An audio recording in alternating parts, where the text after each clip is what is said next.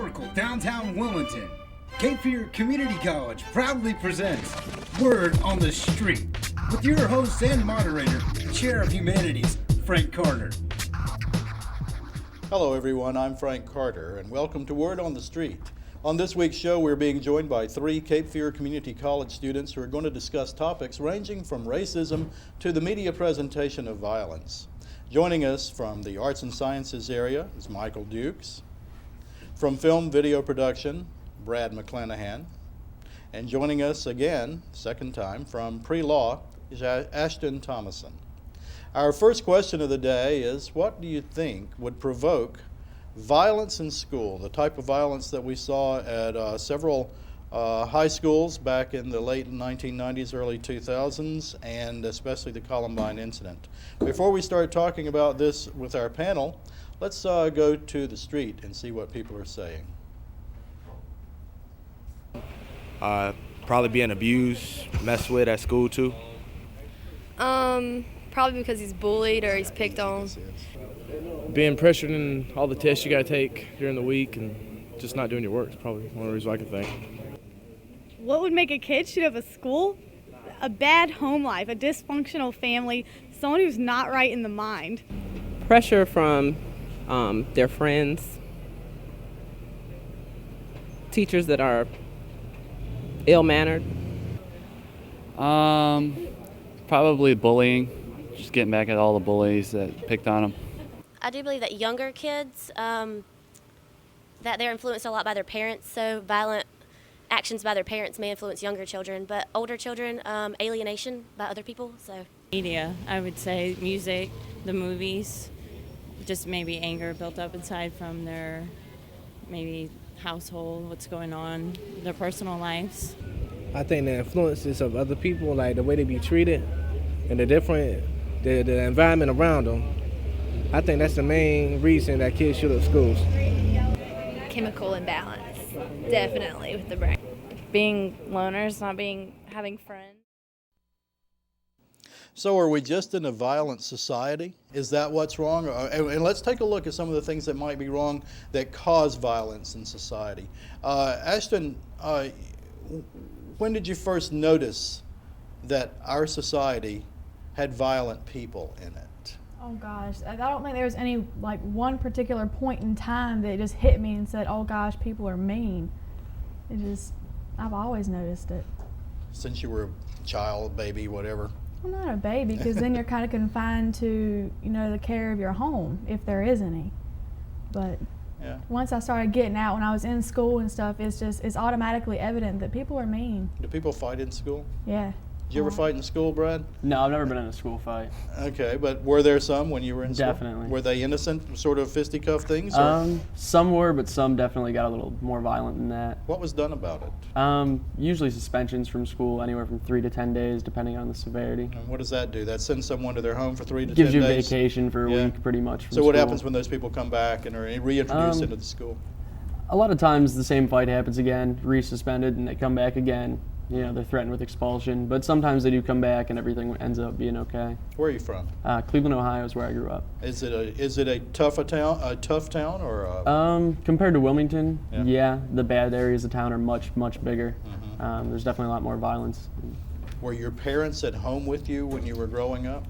Not really. Yeah. Not all that much. I was raised by a single mother, so I'm sure there's a lot of people in my position. Mm-hmm. Were you a violent person? No. Okay, so we really can't just narrow it down. I know some people try to narrow this thing down to, oh, it's a bad home life. Somebody's got a bad home life. They only got one parent. They're a latchkey kid. But there's got to be something else going on. Michael, let's talk about you. Where are you from? Western North Carolina, Sylva, North Carolina, around the Western Carolina University area. Mm-hmm. As for my school and violence, lots of times it stemmed between the different cliques. Like, say you have being in the mountains, your big redneck groups, and anybody that didn't fit up with that, they definitely wanted to try to pick fights with. Now, hold on. You've said a word here I don't understand. What's a redneck? A redneck. Glorified ignorance, I guess, is the best way to put redneck. Is it a lot like the thug lifestyle? In a sense, but sometimes I think thugs have more of a a brain behind what they're doing. They seem to plot out what they're doing. Rednecks just seem to go on a whim. That's why it's glorified ignorance to me, but they just seem to go on a whim. Something just happens to tick them off, and they just go off like a bomb and just won't stop till it's over. And I've seen lots of violence like that. I've been involved with a few fights back in my school. As you could tell, I probably didn't win. I'm not that big of a guy, but violence to me, I mean, it just comes from like usually just the differences between social classes, different cliques of people. I mean, we're in such a diverse culture here. I think that's one of the main reasons the United States has such a bad problem with violence compared to most other countries, because we have such a large, diverse community here. And once you get different ideas and different opinions together and people start talking about them, that's when people get angry. They get angry over their beliefs, and people will kill for their beliefs. And you ever get angry? Yeah, every once in a while. How do you handle it? Nowadays, I try to walk right away from the situation and just try to cool off and think about the other person's opinion, and then go from there and try to figure out why I got so mad, and hopefully next time I can understand it better and I'll be able to talk a way out of a situation instead of having to get What would make you into a angry fight. right now? What could I do right now to really make you angry? It's a good question. I don't know. Is there anything I could say right now that would bother you? Probably be a few things. If I called you a redneck, would that upset you? No, I'm kind of keen with my redneck brothers back in Silver. Oh, right okay. Now there's another issue. How do people fit in together, and why don't they? What are these big differences between people? Mostly, from my area, it has a lot to do.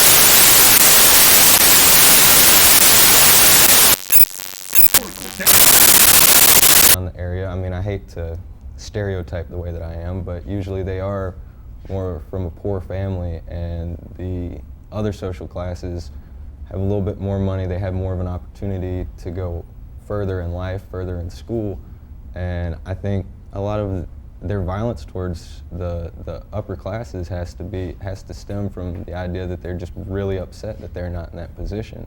Now, that's just all personal opinion, but stuff that I've seen happen before, and just try to Is that the avoid same it. thing in Cleveland? I don't really know. In Cleveland, it's different areas. You know, like the west side of downtown's pretty bad, and the flats are a lot of fun to go hang out in. But after the bars close down, you know, everyone goes kind of crazy. Now, in what's the streets. flats? Is that Flats like our is, Front Street it's a here, big grouping of bars and clubs, pretty much Yeah. like Front Street is. Yeah. Much bigger. A lot bigger, more name clubs show up in Cleveland. Are these mostly young people that College age and up.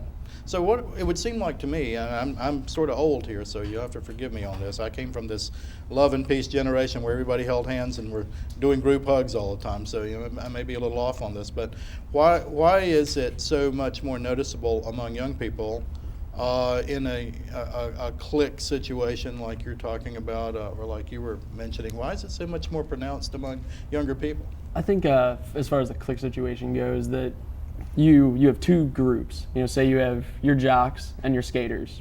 You know, that's easy because there's a huge rivalry between them in the high school I went to. It's just two different groups of people who have two different ways of life. You know, there's the jock lifestyle and there's the skateboarding lifestyle.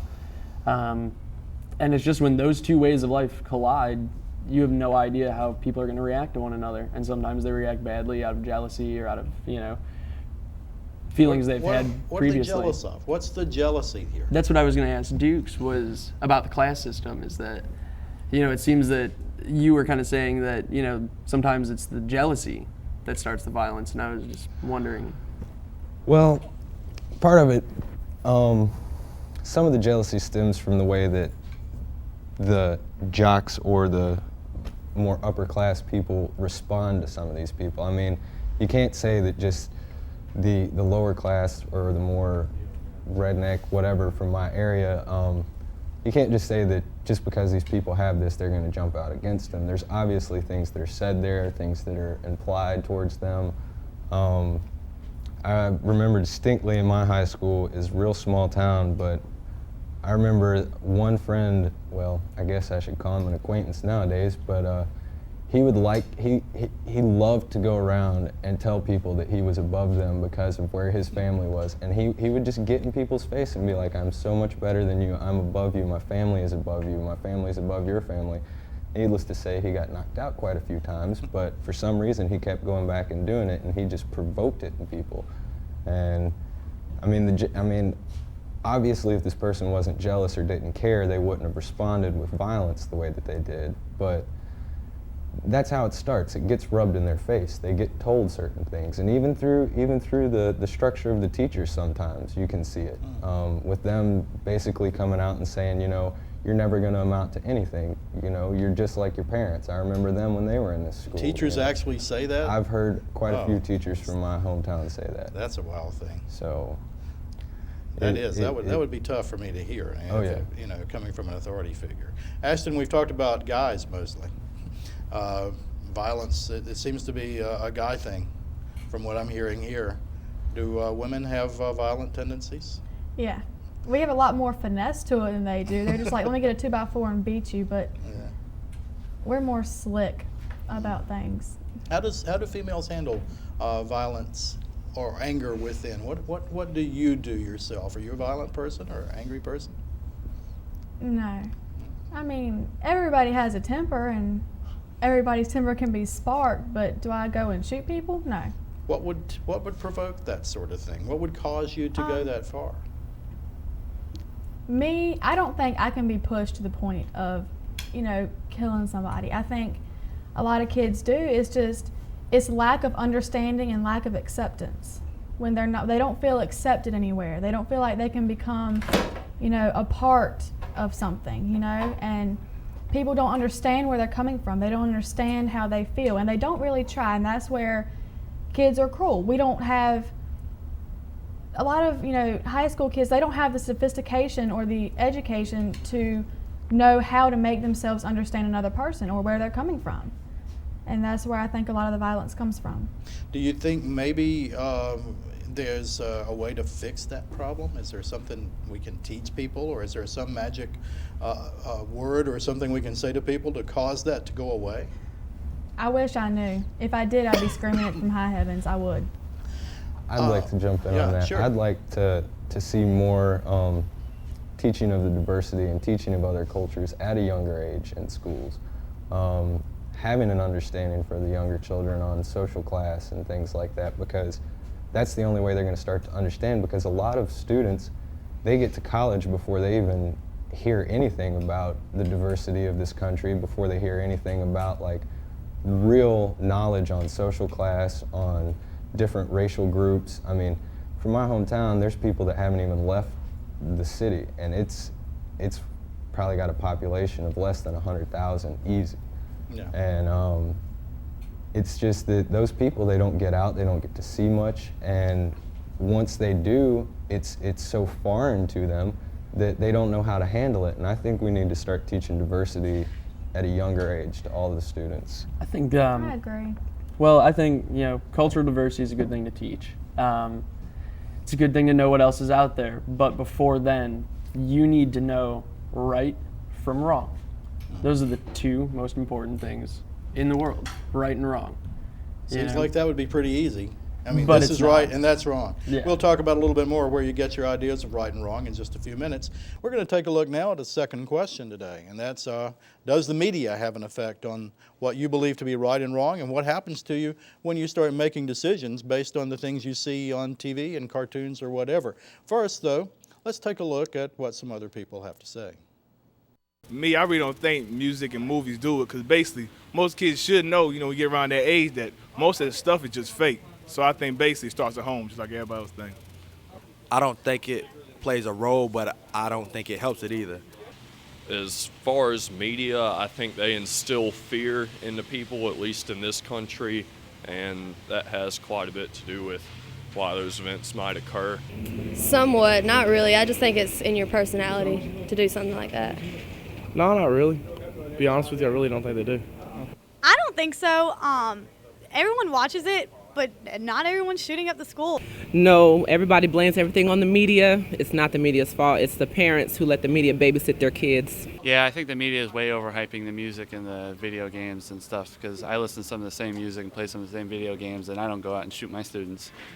I think that music has a big influence on people. A lot of stuff that Eminem sings is very racial and hateful, I guess. And a lot of the stuff you see on TV these days is people killing other people, and they don't see the effects of what happens to the person after they kill somebody. They see them as a hero, kind of.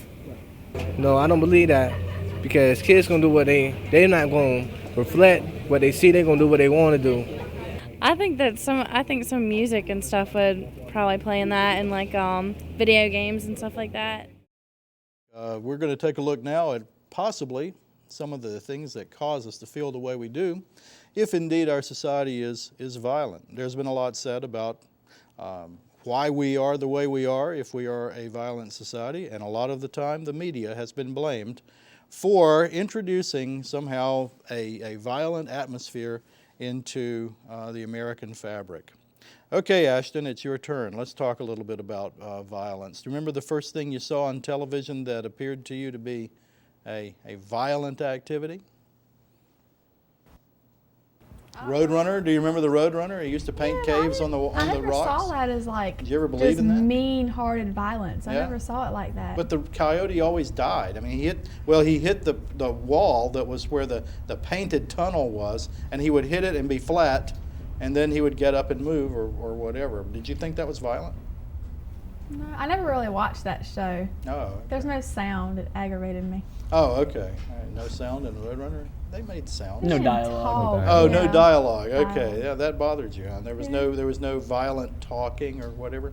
How about you, Brad? What do you think? The first thing I saw that I thought was really violent was Terminator 2.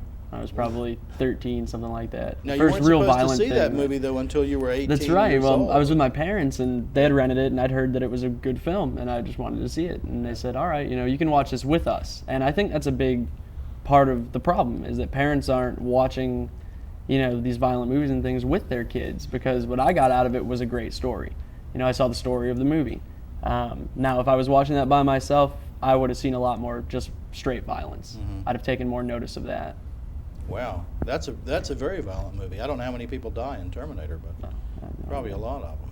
How about let's talk about that for a second. How can we blame the media for violence when most of the violent acts in the world actually took place long before television was invented? If you take a look at the Civil War, the United States Civil War, there was no TV prompting people to fight one another. There was no television in World War I. Not very much television in World War II, the most violent acts that have ever been perpetrated in in the world history. So what else can you attribute it to?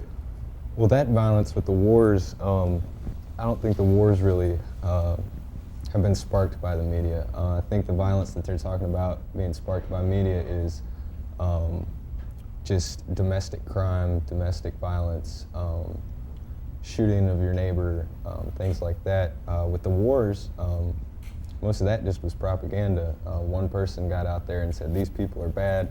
Groups of people started banding together saying, these people are bad, we need to fight them, this is what we believe in, support us, let's go. And that's usually how you get a war going. Well, now, when you talk about media, you can't actually just limit it to television or film or radio, Sure. because pamphlets that were circulated in the, yes, created the American Revolution.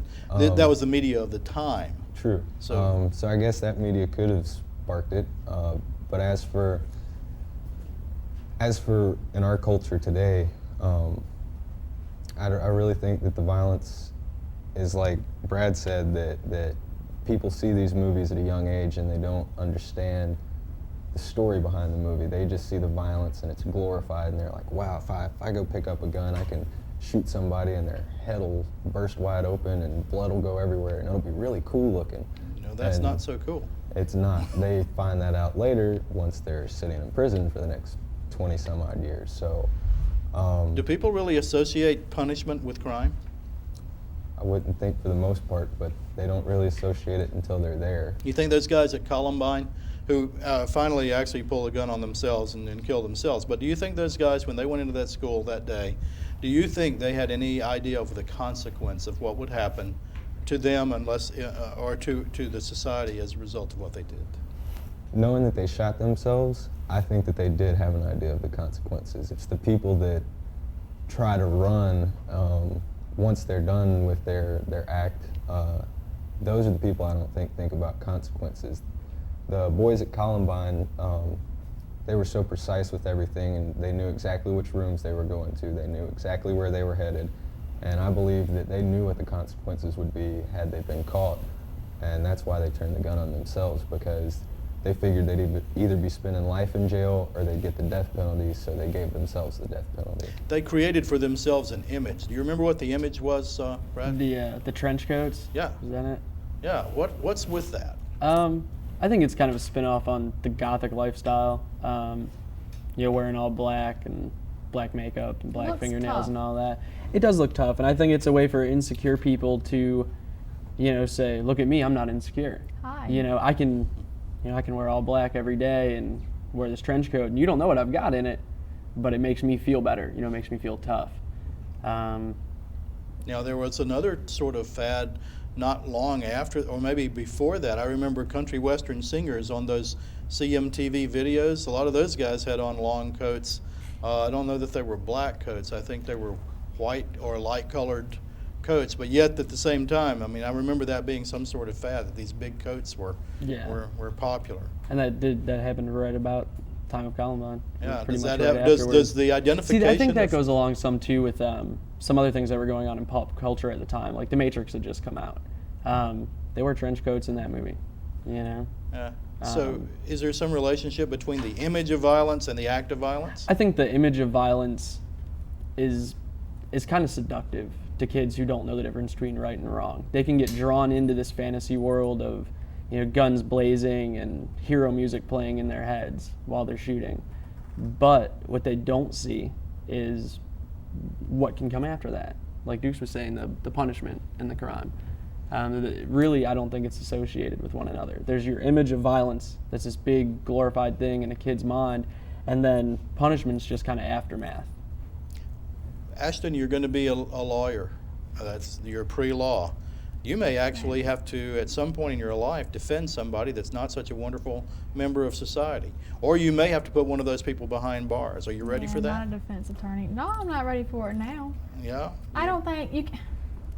What they said, you can maybe blame, the image of violence on media or the styles and fads we get on media, but you can't.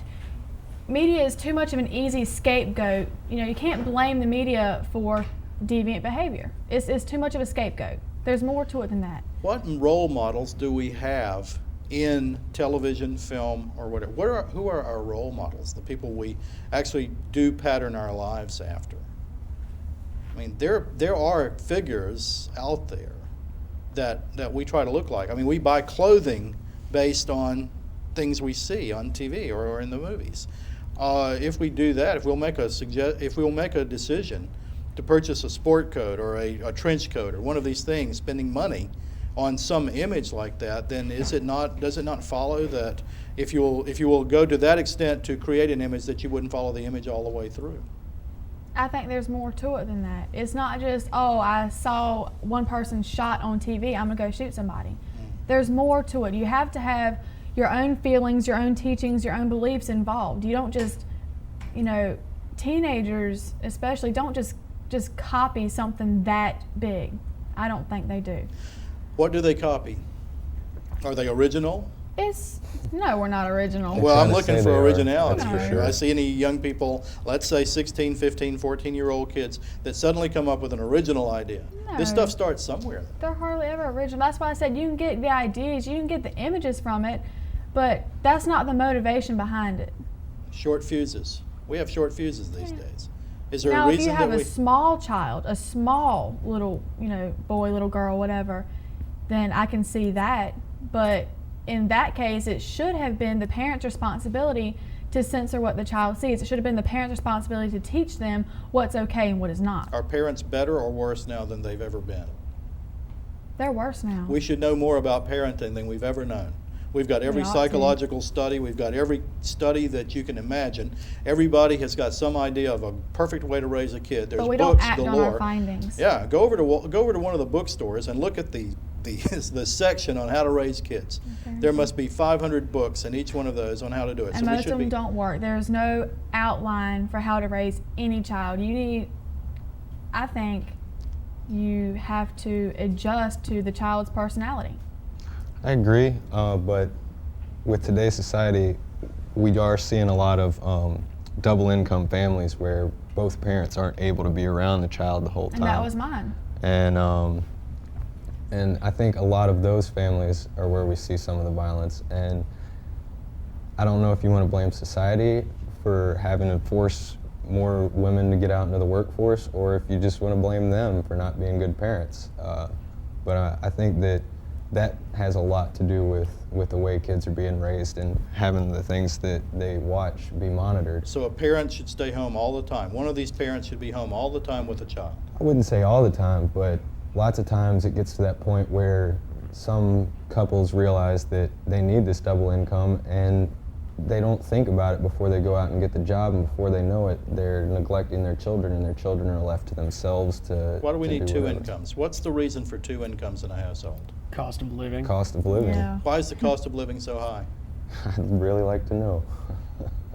People buy a lot. That's true, but Go to Walmart. It's full with stuff. I mean, there's stuff out there. You go to Walmart, you buy stuff. Like George Carlin said in his comedy routine, you got a lot of stuff. Then you have to have a bigger house to put your stuff in. Then you need a bigger car to put some more stuff in, and you need all these things for stuff. What's the purpose in all that? Want quickly becomes necessity. Okay, who trains us to do that? Who trains us that it's necessary to have a lot of stuff? We have the luxuries that we've been used to having, and you get so used to them that when they're not there, you feel like you can't function anymore. You have a cell phone? Yeah, I do. You have a cell phone, Brad? Nope. You have one, Mike? yes. You It's like my your only phone. It's your only phone. Me So, too. okay, so you guys have no landline. No landline. Nobody can find you at any time except on the cell. And why don't you have one, Brad? Well, actually, I used to sell cell phones. So it's a weird thing coming to Wilmington and not having a phone. And the first couple months were definitely a little strange. But you forget that people didn't have cell phones for years. No, we People didn't. didn't have phones at we all for a didn't. long Yeah, time. people didn't have phones, period, forever. So, We didn't have television when I was a kid. Imagine that, if you There will. you go. Well, okay, you have these things that used to be a luxury. I remember the first cell phone I had. It was like, I don't know, $95 a month or so. It was outrageous. It was a big deal, too. It cost a lot of money, and it was something that I really could do without. But I thought it was sort of cool to have one of these things because I was in touch. Being in touch is important. being able to communicate. So, and people walking in the hallways at our college, I will hear them on their phones, and they are in their own little world. They are, even though they're reaching out, they have then withdrawn. Are we in a society that's so busy entertaining itself and Absolutely. and so self-conscious about who we are, what we are, and all that we manifest it in some other form? Maybe that could be the outlet could be violence. Especially in bigger cities. I think the more fast-paced the environment gets, the worse it gets. Because you can live in a big city like New York and have neighbors all around you and never meet them. And that's We'll be okay. back. We're going to come back right after this.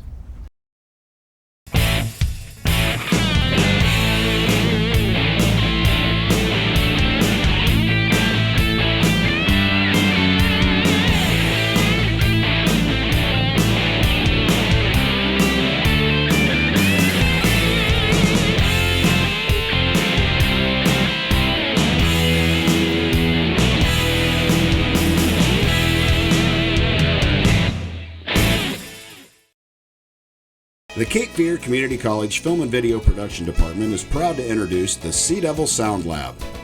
This recording studio is an all-digital Mac-based studio featuring Pro Tools recording and editing software.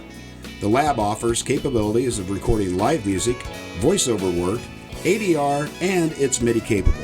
The Sound Lab also offers students the ability to produce projects both large and small, but all to professional standards. Welcome back. We're going to be exploring the concept now of racial prejudice in the U.S. and a little bit of information on interracial dating. But first, let's go see what's on the street. think it's cool because we all humans, so I don't think you should base it on color. There should be no interrace. Everybody's one, so everybody's together. It's just human beings doing them. I don't see anything wrong with it at all. I don't see any problem with that. It's normal today. I don't think there's anything wrong with it. I don't mind it. I think it's cool. If you like somebody, you like somebody. I'm fine with it.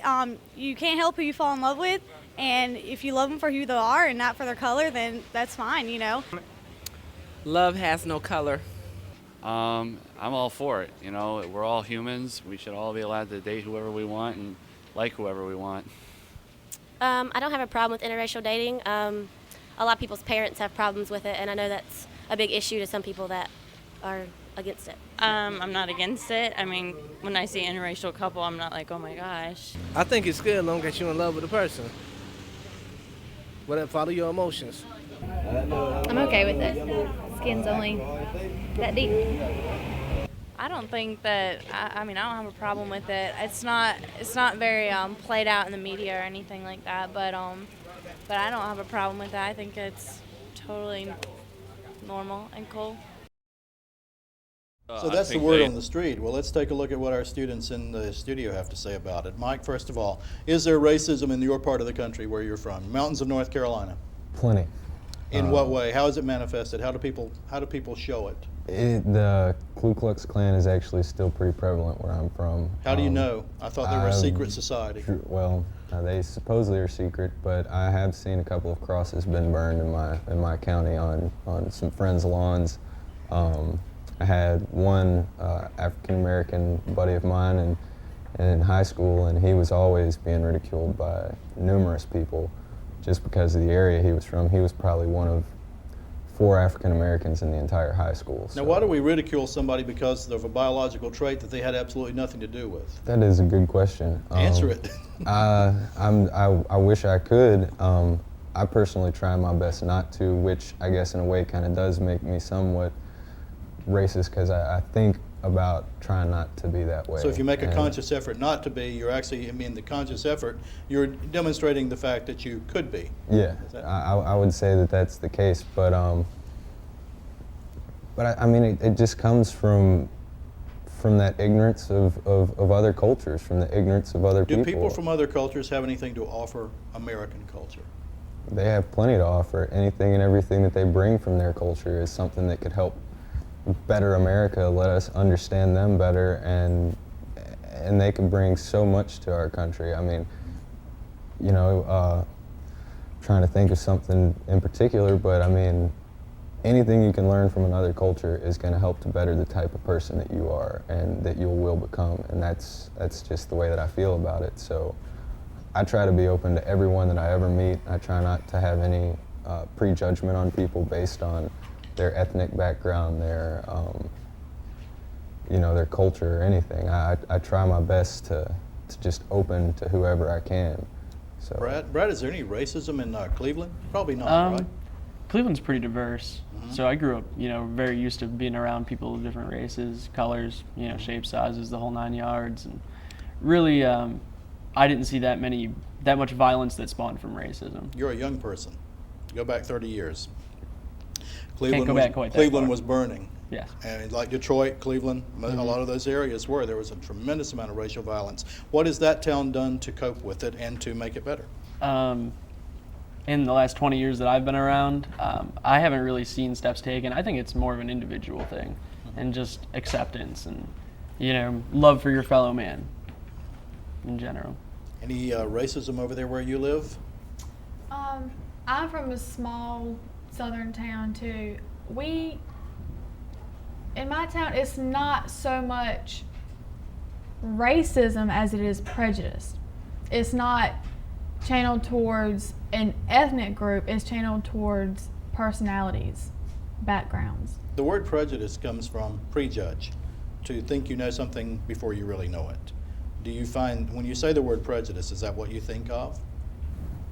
Prejudging? No, I didn't know that's where it came from. Yeah, well, I mean, is that the root of a problem? Where I'm from, I don't think people would so much say, you know, I don't like a black person, I don't like Mexican people, I don't like Asians, I don't like Caucasians.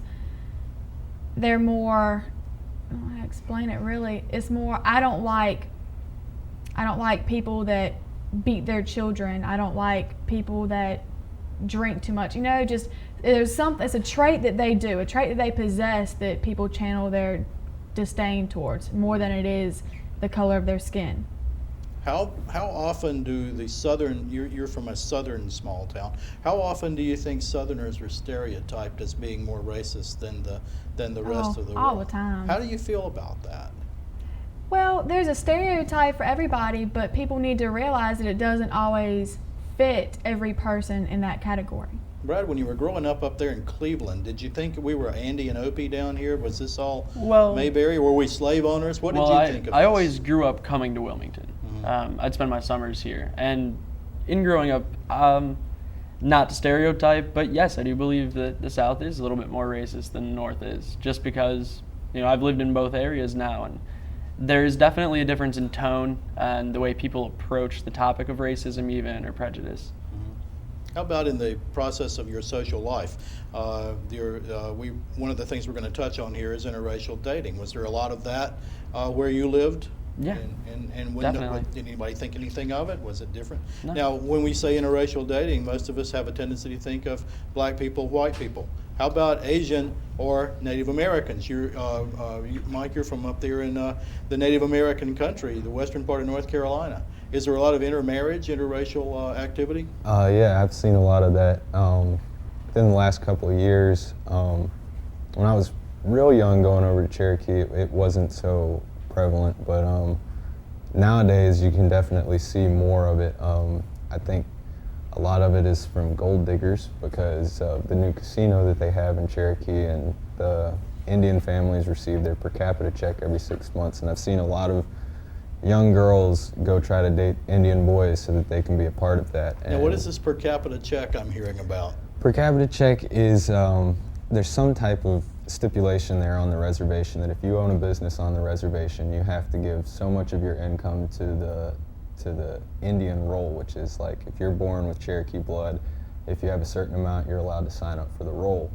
And every 6 months, the money that's collected from all the businesses within the reservation,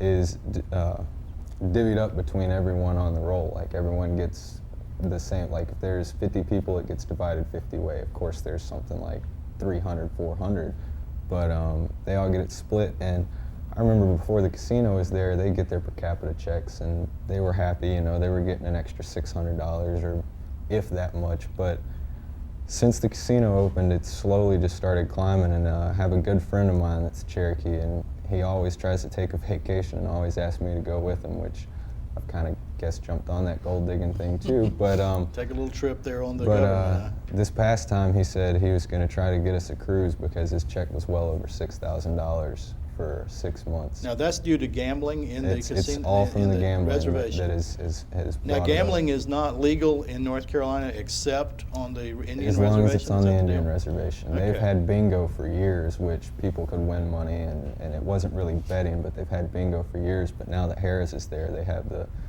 full casino. They have their. Now, do people in Ohio get when the lottery is? Does everybody benefit from the lottery then? In some way? Yeah, a lot of the money goes to the schools and whatnot. Okay, so it definitely helps. That kind of brings up a whole new thing. But when you talk about people marrying because of, they can get some sort of bonus from marrying somebody. I don't guess that would be a reason, you know, where you come from, because the money's spread out by the government. But in the same token, is the intermarriage between a member of the Cherokee Nation and a member of North Carolina's other society, the white Anglo-Saxon Protestant society, is that looked upon as interracial marriage? I would have to say not so much as with the African American, and I really don't understand why that's the case. I know that there are some people that don't approve of it whatsoever. Unfortunately, some members of my family have talked to me and said that if I ever get married to anyone outside of the white race, Anglo-Saxon, Caucasian, what have you, that they would not support my marriage whatsoever. They've told me that it doesn't matter if they're from China, from Russia, from wherever, and I'm like, well, Russia, they look just like me. What's the problem there? They're Caucasians. Yeah, exactly. But I mean, still, there's certain groups of people, be it through their culture or through their ethnic grouping, that some people in my family really don't want me to be involved What with. inspires that? What would inspire that if it happened in your family? How would you feel if somebody in your family said, well, you know? Oh, I wouldn't take that at all. You Not just for my family. reject it completely? Yeah, I would totally reject that. It's What not makes who I people am. think that it's a bad thing? I mean, what's the stem for such a feeling? In my particular family, one of my grandparents had her car jacked from her by an African American fellow, and ever since then, the entire African American race people have been wrong. Like, no matter who they are, they've been wrong. They're just no good because of one person. One person did something wrong to her, and Pure stereotyping. and after that, exactly, pure She's afraid of it happening stereotyping. again. So Exactly. Just So cuts the whole race off. that's where it started with my family, and it's stemmed down to my aunts and uncles and my father, and so I mean, What are people afraid of? that's I Fear wish I knew. Fear works wonders. Fear causes people to do all kinds of stuff. I just kind of wonder what's the base fear that people have that by visiting or marrying or becoming friends with a person who is not 100% like you, that there's going to be some negative effect from such a thing. You were in school in North Carolina, right? You grew up in North Carolina. Were your schools completely integrated? I mean, they say that they are, but just the way that the school district lines are drawn, you can definitely see a difference. There's no school that's predominantly Caucasian, but there's a bunch of schools that are mainly black. Okay, now where was that specifically? Is that here in New Hanover County, or where did you grow up? Halifax County. Oh, okay. So now that's up, on the Virginia border. There's Yeah. There's a lot of difference do you find a lot of difference in the way people, I guess, operate differently there than maybe here, or are the racial lines drawn as clearly there as maybe they are in Depends southern? on what kind of clique you're in. Well, hang on just a second. Ashton, we're going to get back to you probably on our next program. We're just about out of time right now. We will be back with another program on the street at another time. I thank you for joining us. I'm Frank Carter. Thank you very much.